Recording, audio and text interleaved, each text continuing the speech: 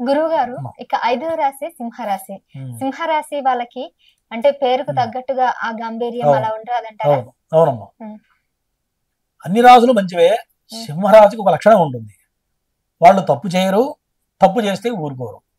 ఇటువంటి లక్షణం సింహరాజు వాళ్ళకు ఉంటుంది. అంటే ఏ చిన్న తప్పు జరిగినా, ఒక మాటలో తేడా వచ్చినా వీళ్ళు కరెక్ట్గా ఉంటారు. ఎదుటివాడు పొరపాటును కూడా, చిన్న పొరపాటు జరిగితే వీళ్ళు సహించలేరు, వెంటనే అగ్రెసివ్గా మాట్లాడేస్తారు. అటువంటి లక్షణం సింహరాశిది.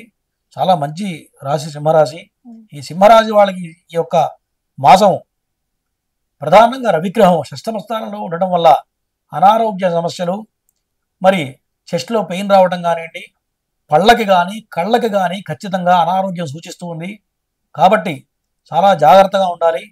ఆరోగ్యపరంగా కొంత జాగ్రత్తలు తీసుకోవాలి ఈ యొక్క సింహరాశి వాళ్ళు.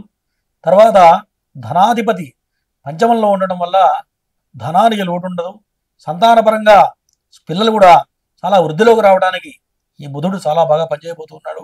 తర్వాత లాభాధిపతి అయినటువంటి లాభాధిపతి అయినటువంటి బుధగ్రహం పంచమ స్థానంలో ఉండడం వల్ల మరి అనుకోకుండా మీరు ఏదైతే ఎప్పటి నుంచో అనుకుంటూ ఉంటాం, బలానా పని కావాలి, అక్కడికి కావట్లేదు అనుకుంటూ ఉంటారు.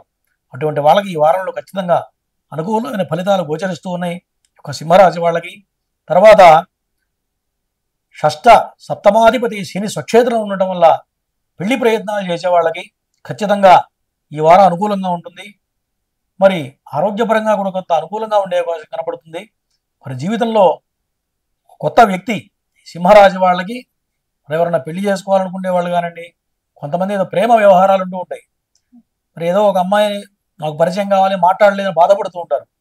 మరి ఏదైతే ప్రేయసి ఉందో వాళ్ళిద్దరు కూడా మళ్ళీ దగ్గర కావడానికి ఈ యొక్క వారం చాలా అద్భుతంగా ఉండబోతుంది ఒక సింహరాశి వాళ్ళకి. తర్వాత ఆరోగ్యపరంగా కొంత జాగ్రత్తగా ఉండాలి. డబ్బులకి ఎటువంటి లోటు ఉండదు. కాబట్టి ఈ వారం ఈ యొక్క సింహరాశి వాళ్ళకి మధ్యంగా సూచిస్తుంది, అంటే మధ్య మార్గంగా ఉన్నది, అంటే యావరేజ్గా ఉన్నదమ్మా.